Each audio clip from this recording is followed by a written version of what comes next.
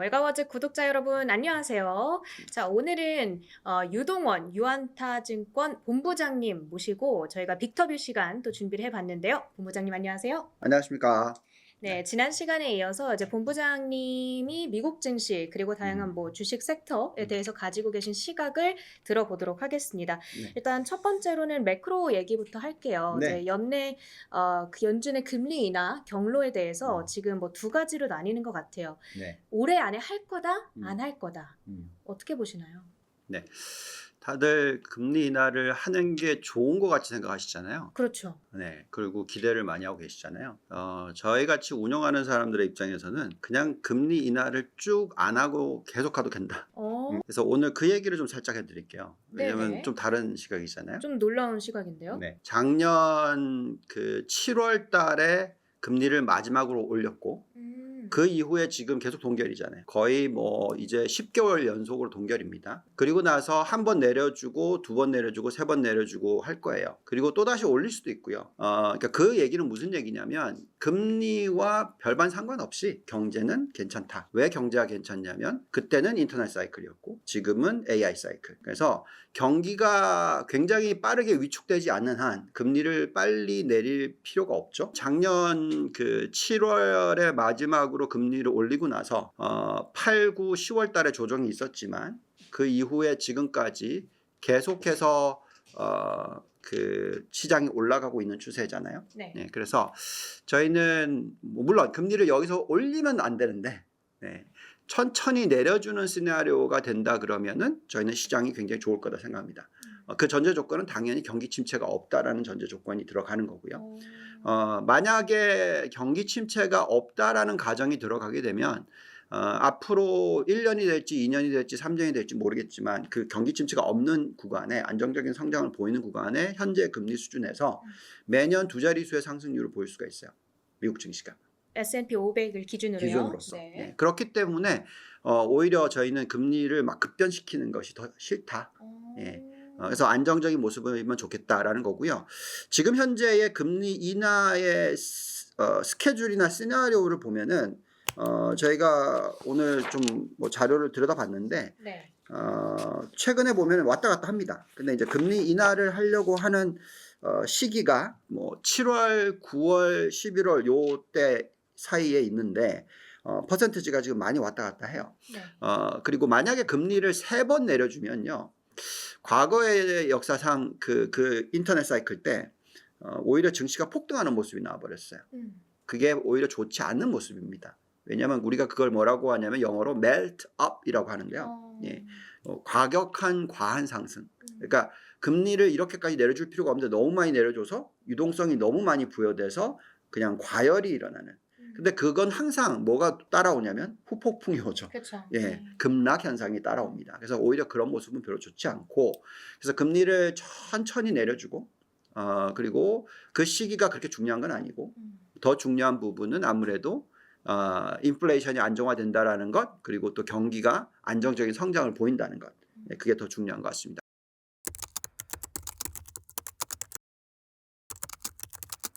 자, 그렇다면 이제 미국 증시 시장에 대한 이야기를 좀 나눠볼 텐데 네.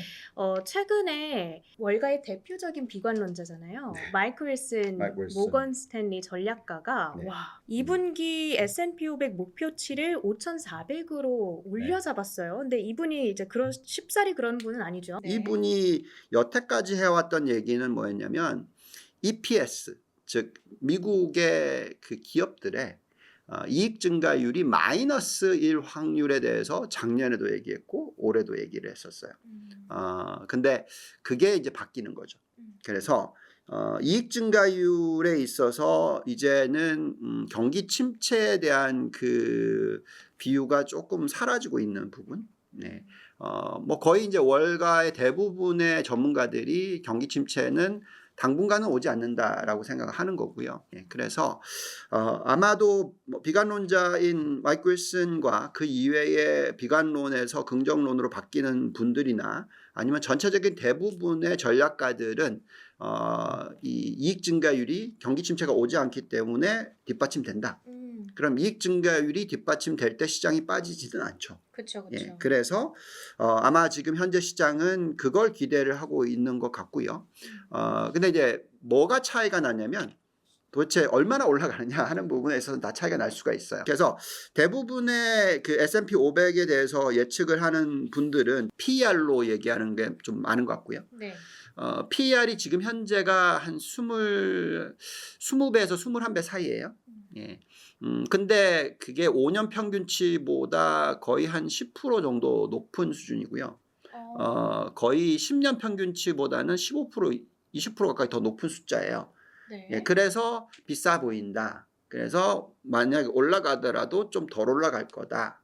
그래서 대부분의 사람들이 이제 5,400 정도 예, 이런 식으로 얘기를 하거나 5,400보다 조금 낮은. 그래서 지금 현재의 5,300까지 갔었으니까 시장이 좀 너무 과열된 게 아닌가 정도의 시각. 그리고 상승을 하더라도 그렇게 많이 상승을 하는 거에 대해서는 얘기가 별로 없죠. 저희는 5,700, 800 정도 보고 있고요. 예. 굉장히 불리시하네요. 예, 그 정도로 보고 있고요.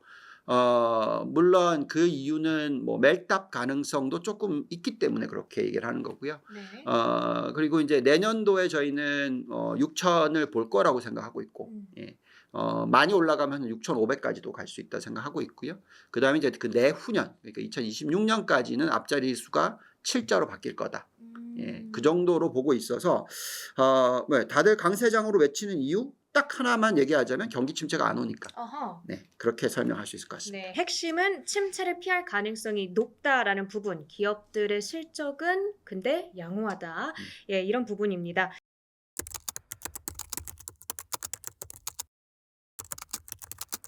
자, 그러면은 이제 엔비디아에 대한 실적 얘기를 안 해볼 수가 없겠습니다. 그렇죠.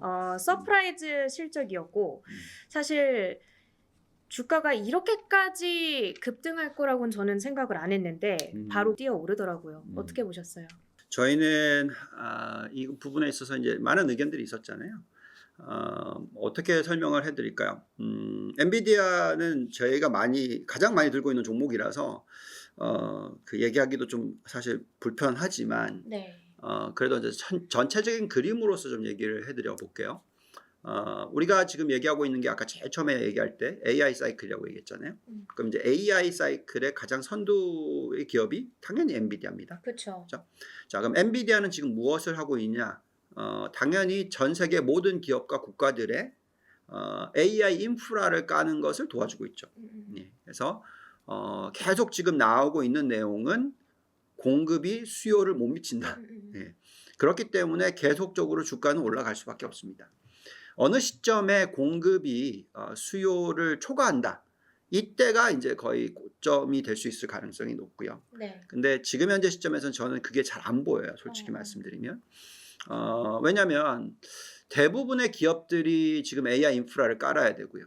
심지어는 젠슨 왕이 이번에 얘기했던 거는 소번 AI까지 얘기 나오죠. 그러니까 국가별 AI를 또 깔아야 되는 부분도 있습니다. 그래서 얼마나 AI를 많이 깔아야 될지에 대해서 정확한 정답이 지금 없기 때문에 섣불리 이 회사의 주가의 고점을 논하기는 빨라요. 게다가 뭐 다들 뭐 액면 분할 얘기나 뭐 배당 확대 이런 얘기를 하면서 뭐 이 주가에 영향을 미치냐, 사실 그거는 별로 의미가 없고요. 네. 왜냐하면 이처럼 성장을 많이 하는 기업에 있어서는 뭐 배당 줘봤자 몇 프로 되겠습니까? 물론 우리나라 개인 투자자들 입장에서는 이건 좋죠. 예, 뭐 단가가 좀 낮아지니까 투자하기가 좀 편해지니까. 그쵸. 예, 그렇지만 그래도 사실 뭐 펀더멘탈에 미치는 영향은 전혀 없습니다. 펀더멘탈만 저희가 말씀을 드리자면 아까 처음에 말씀드렸던 것처럼 계속해서 성장을 하고 있는 기업에 있어서는 그 밸류에이션이 정말 비싸지기 전까지는 주가가 계속 올라간다라는 거고요. 저희가 현재 밸류에이션을 좀 구해보면은 PER이 30배예요. 네. 이번에 10% 튀었으니 32배 정도 되겠네요. 그러니까 그걸 계산을 하더라도 지금 S&P 500이 20배 조금 넘잖아요. 네. 근데 이제 이익 증가율로 보시면은 S&P 500이 내년에 뭐 한 10몇 프로 이렇게 나오거든요. 근데 엔비디아는 이거의 최소 2배라는 거죠. 그러면 우리가 PER이 지금 20배와 30배 차이인데 1.5배의 더 비쌈인데 이익 증가율은 2배가 넘는다라는 거죠. 그러면은 PER이 40배 가도 상관이 없고 50배 가도 상관이 없는 그런 시나리오가 될 수도 있는 겁니다. 그래서 저희는 이제 또 이 기업을 과거에 인터넷 사이클과 자꾸 비교를 하잖아요. 네네. 근데 그 인터넷 사이클이 있었을 때의 가장 대표적인 엔비디아와 닮은 꼴이 시스코 시스템즈예요. 그래서 시스코 시스템즈가 비교를 하자면은 뭐 제레미스가 교수님도 비슷하게 얘기를 했지만 만약에 닷컴 버블 같은 시나리오가 나온다, AI 버블까지도 간다라고 계산을 하면은 최종 주가가 $3,000도 될 수 있어요. 그러니까 모르는 겁니다. 근데 버블이라는 전제하에. 전제하에서. 그렇지만 펀더멘탈적으로 1,000불 넘어가는 거는 전혀 문제가 없다. 그래서 저희는 앞으로 얼마나 더 올라갈지에 대한 걱정을 하기보다는 어느 시점에서 수요와 공급의 사이클이 바뀌느냐, 또 그게 바뀐다 하더라도 더 중요한 부분은 소프트웨어로 넘어가느냐. 엔비디아도 그걸 정확하게 파악하고 있어서 지금 애플리케이션 관련된 부분에 있어서 투자를 많이 하는 거죠. 소프트웨어 쪽을 투자를 많이 하는 거죠. 그래서 만약에 그 수요와 공급 부분에 있어서의 인터넷 인프라 쪽에서 바뀐다 하더라도 그 사이에 뭔가 소프트웨어 쪽에 대한 수요와 공급 부분에 있어서 수요가 창출이 되면서 공급을 하고 있다라는 게 나오면 주가는 또 간다라는 거죠. 그래서 이 종목에 대해서 섣불리 고점을 논하기에는 너무 빠르다. 이렇게 저희는 판단하고 있습니다. 거품 전혀 없다라고 저희는 판단했고요. 그렇기 때문에 여전히 저희가 운영하고 있는 가장 공격적인 포트폴리오의 30%입니다. 아직까지 줄이지를 않았고요. 이제 30% 넘어가니까 좀 줄이겠죠. 당연히 좀 그런 식으로 조금씩 조절을 할 계획이고요. 어쨌든 아직까지는 뭐 전체 포트폴리오의 10% 밑으로 떨어질 일은 아직은 없을 것 같고요. 좀 공격적이지 않은 포트폴리오는 한 10% 들고 있거든요. 저희도. 그래서 그 정도 가장 중요한 종목이고 언젠가는 뭐 비중 조절을 해야 되겠지만 그래도 포트폴리오의 10% 정도는 당연히 가치를 줄 수 있는 종목이다라고 생각하고 있습니다.